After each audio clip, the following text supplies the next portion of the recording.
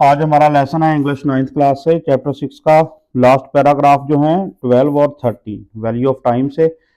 Synonyms इसके आसान हैं, सारे खास मुश्किल नहीं है। तो पहले पैरा 12 देखते हैं, 12 और 13 है रिमेंबर्ड।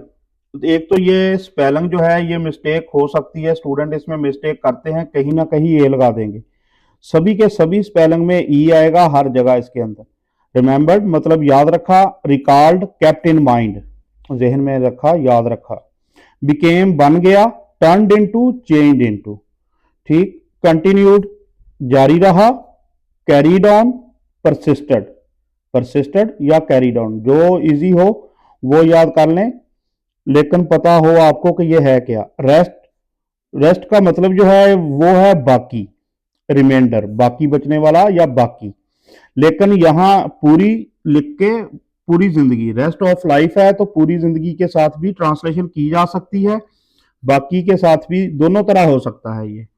ग्रीव अप का मतलब है प्रवान चढ़ा, तो ट्रांसलेशन के लिए उभरा वर्ड यूज करेंगे वो ज्यादा बेहतर रहेगा।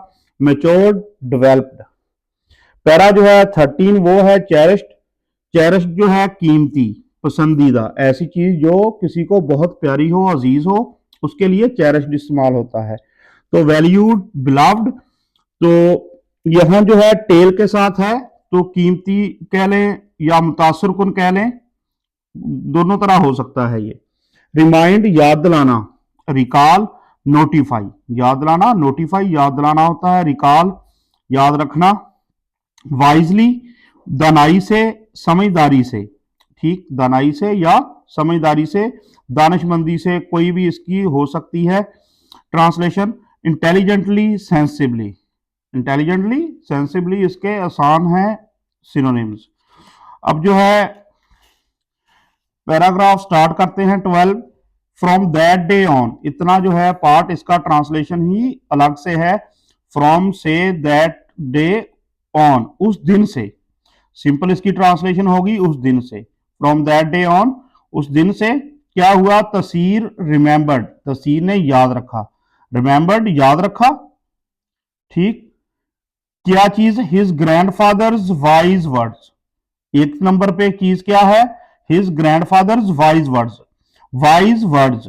अब वर्ड्स जो है अल्फाज, वाइज दाना, दानिशमंदाना या समझदारी के, तो ग्रैंडफादर के मतलब दादा के, वाइज वर्ड्स जो थे दानिशमंदाना बातें, वर्ड्स बातें, अल्फाज वो याद रखे। और दूसरा क्या चीज थी, and lesson of the jar, और दूसरी चीज है lesson of the jar. Lesson मतलब सबक या मैसेज जो दिया उन्होंने उसके जरिए, ऑफ द जार मतलब मर्तबान।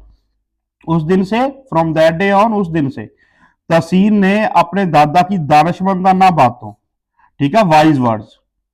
ग्रैंडफादर्स, तो ये अपोस्ट्रोफी एस के साथ ये पोजेसिव के लिए हो गया, पोजेशन के लिए।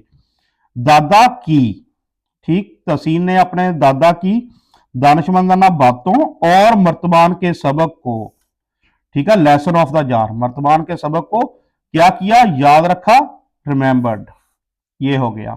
और इसके स्पेलिंग में मिस्टेक नहीं करनी, एक कहीं नहीं आएगा।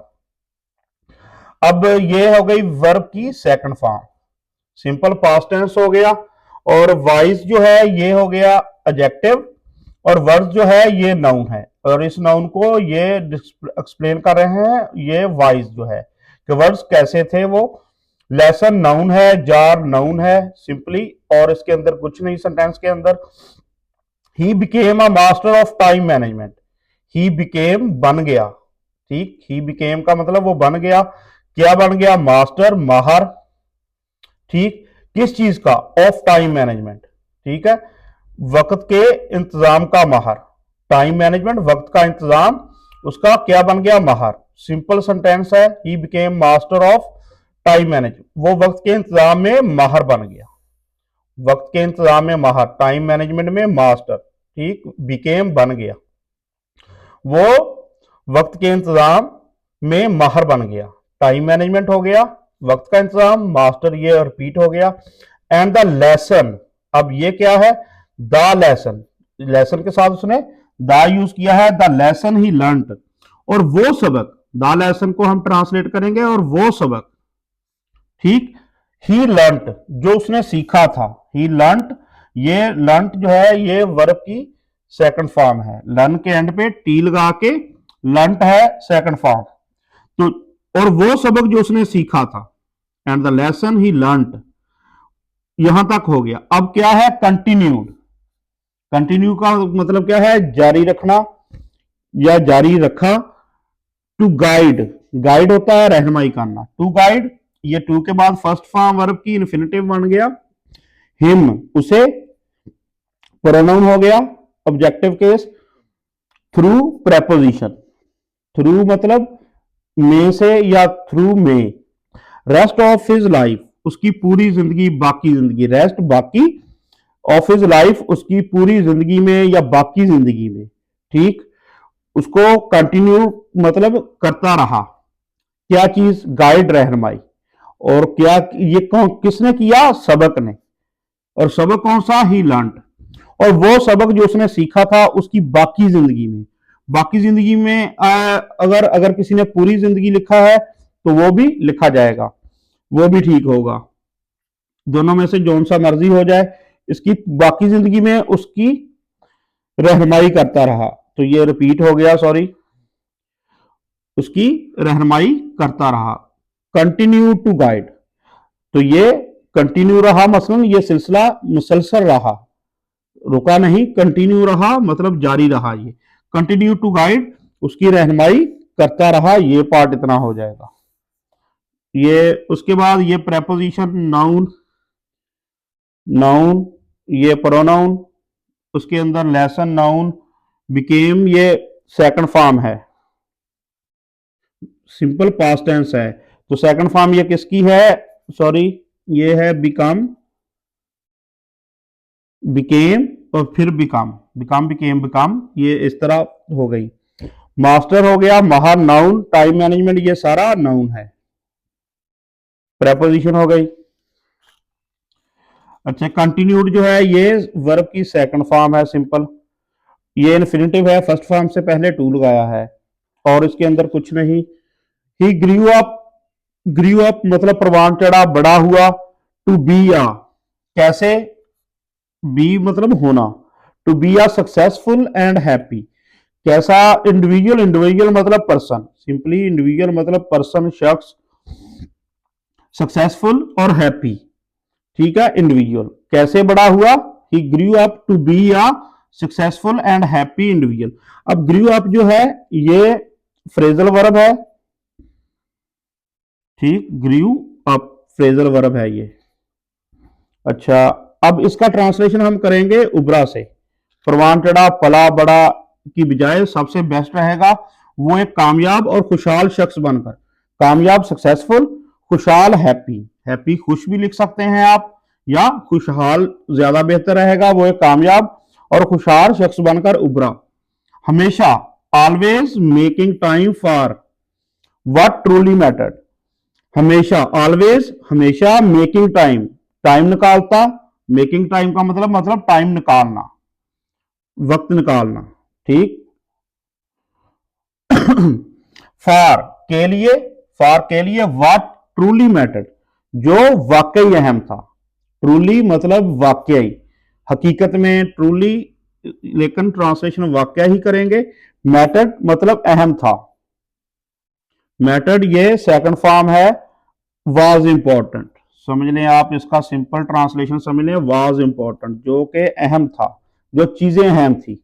व्हाट मतलब, व्हाट जो है ये प्रोनाउन है। वो कामयाब और खुशहाल शख्स बनकर उभरा, हमेशा, ऑलवेज, मेकिंग टाइम उन चीजों के लिए, फॉर व्हाट ट्रूली मैटर उन चीजों के लिए वक्त निकालता, मेकिंग टाइम वक्त निकालना, जो वाकई अहम थी, व्हाट ट्रूली मैटर्ड जो वाकई अहम थी, ये हो गया व्हाट ट्रूली मैटर्ड, ठीक। तो ये चीजों के लिए जो है खुद से फॉर ऐड करना पड़ेगा, ये ट्रांसलेशन वर्ड बाई वर्ड की बजाय सेंटेंस ऐसे ही बनेगा। अब इसके अंदर ये फ्रेजल वर्ब हो गया, बी जो है फर्स्ट फॉर्म है वर्ब की, सक्सेसफुल एडजेक्टिव, ये एफ यू एल की एंडिंग एडजेक्टिव, हैप्पी एडजेक्टिव, ठीक, इंडिविजुअल नाउन, ऑलवेज जो है ये एडवर्ब है, फ्रीक्वेंसी को बता रहा है, मेकिंग जो है पार्टिसिपल है, प्रेजेंट प्रेजेंट पार्टिसिपल है, ये आईएनजी की फॉर्म को कहते हैं प्रेजेंट पार्टिसिपल। तो टाइम जो है ये नाउन हो जाएगा, प्रोनाउन ये एडवर्ब हो जाएगा, ऑलवेज और ट्रूली एडवर्ब हो जाएंगे, ये सेकंड फॉर्म हो जाएगी मेथड। अब नेक्स्ट इसके अंदर और क्या है, पैराग्राफ 13 जो है वो एक ही सेंटेंस है, सो तसीर्स स्टोरी। सो अब सो जो इस्तेमाल किया है उसने कंक्लूजन के लिए, कंक्लूजन के लिए सो का इस्तेमाल है। कंक्लूजन अब पूरी स्टोरी का क्या है, सो मतलब यूं या इस तरह, इसकी ट्रांसलेशन हो सकती है दस, देयरफॉर, इसलिए, इस तरह, ये सभी वर्ड यूज हो सकते हैं। सो है तो यूं सिंपली इसको लिख लेंगे। तसीर स्टोरी, तसीर की कहानी, बिकेम बन गई अ चेरिश्ड टेल, चेरिश्ड मतलब ऐसी चीज जो बहुत कीमती हो, पसंदीदा हो, पसंदीदा आप इसको लिख सकते हैं ट्रांसलेशन के अंदर, या कीमती हमने लिखा है इसको। तसीर की कहानी एक कीमती दास्तान बन गई, टेल मतलब स्टोरी, टेल मतलब दास्तान, कहानी दास्तान मिलते जुलते हैं दोनों आपस में। अब यहां तक जो है ये सिंपल है समझने में। अब यहां से इसको गौर से समझना पड़ेगा। Reminding everyone of the importance, अब काम क्या कर रही है, ये रिमाइंड करा रही है, याद दिला रही है। रिमाइंडिंग एवरीवन, हर किसी को, हर किसी को किस चीज का याद दिला रही है, importance of managing time. Importance अहमियत, किस चीज की अहमियत है, नंबर एक तो मैनेजिंग टाइम वाइजली। अब दो चीजों का जिक्र है, एक तो मैनेजिंग टाइम वाइजली कि आपने अपना समझदारी से वक्त कैसे इस्तेमाल करना है, एंड प्रायोरिटाइजिंग, और दूसरी चीज क्या बता रही है, रिमाइंड क्या करा रही है, प्रायोरिटाइजिंग, तरजीह देना। अब ये दो चीजों का याद दिला रही है। रिमाइंड क्या क्या किन किन चीजों को कर रही है, एक तो मैनेजिंग है टाइम वाइजली, और प्रायोरिटाइजिंग क्या है, थिंग्स दैट ट्रूली मैटर, और उन चीजों को तरजीह देना जो वाकई अहम हो। ठीक, इन दोनों चीजों की, मैनेजिंग और प्रायोरिटाइजिंग की याद कौन कर दिला रहा है, रिमाइंडिंग। अब रिमाइंडिंग जो है ये स्टोरी को एक्सप्लेन कर रहा है। तो अब अगर आप पहले सेंटेंस, बाद में इसकी ग्रामर देखते हैं, पहले इसका ट्रांसलेशन देख लेते हैं। यहां से जो हर किसी को, एवरीवन हर किसी को, वक्त को दनाई से मुनज़्ज़म करने, मैनेजिंग टाइम वाइजली, ये इतना पार्ट हो गया, मैनेजिंग टाइम वाइजली, वक्त को दनाई से मुनज़्ज़म करने, and prioritising the things that truly matter, और वाकई अहम चीजों को तरजीह देने। तो ये पार्ट हो गया प्रायोरिटाइजिंग, वाकई अहम चीजों, ट्रूली मैटर, वाकई अहम चीजों को तरजीह देने की अहमियत। अब ये इंपॉर्टेंस एंड पे आ गया कि अहमियत की याद दिलाती है या रही। ठीक, रिमाइंडिंग रही या दिलाती है, अहमियत एंड पे आ जाएगा। अहमियत किन चीजों की है, दनाई से एक तो वक्त को मुनज़्ज़म करना, और दूसरा अहम चीजों को तरजीह देना, एक तरजीह देना और एक मुनज़्ज़म करना। मैनेजिंग और प्रायोरिटाइजिंग की अहमियत जो है उसकी याद दिलाती है या याद दिलाती रही। तो ये है इसका ट्रांसलेशन सिंपल। अब जो है रिमाइंडिंग जो है, यहां ये भी आईएनजी की फॉर्म, मैनेजिंग भी आईएनजी के साथ है, अब ये भी आईएनजी के साथ है। तीनों का इस्तेमाल, इन दो का इस्तेमाल सेम है। ठीक, इसका इस्तेमाल अलग टाइप से है। अलग टाइप कैसे है वो, ये यहां जो है प्रेजेंट पार्टिसिपल है, यानी कि ये आप समझ लें पार्टिसिपियल फ्रेज है, रिमाइंडिंग एवरीवन, पूरी फ्रेज स्टार्ट हो रही है इससे। या आप इसको कह सकते हैं इसका फंक्शन किस तरह है, एडजेक्टिव की तरह है, यानी कि स्टोरी को ये एक्सप्लेन कर रहा है कि वो स्टोरी क्या करती रही, याद दिलाती रही। ठीक, अब ये जो दोनों आईएनजी की फॉर्म है, ये जेरंड है, जेरंड और जेरंड, ये क्या है, इनका फंक्शन कैसा है, नाउन के तौर पर। तो ये दोनों नाउन के तौर पर हैं। कैसे पता चला, ये इस ऑफ से, प्रेपोजिशन के बाद जेरंड आता है, आईएनजी की फॉर्म आएगी, ये वर्ब के तौर पर नहीं होगी, एक्शन वर्ड के तौर पर नहीं होगी। तो इस तरह है, थिंग्स जो है ये नाउन है, दैट प्रोनाउन ट्रूली जो है एडवर्ब हो जाएगा। ठीक, मैटर जो है यहां फर्स्ट फॉर्म आ जाएगी, अहम होना। ठीक, टू बी इंपॉर्टेंट या इज इंपॉर्टेंट जैसे है। Story tell noun. और चेरिश जो है ये देखने का है, यहां ये ईडी के साथ है, थर्ड फॉर्म है।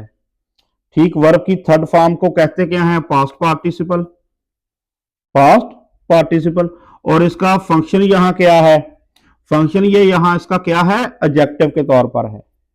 यहां ये एडजेक्टिव के तौर पर है, वर्ब की थर्ड फॉर्म या वर्ब के लिए एक्शन वर्ड के तौर पर नहीं है।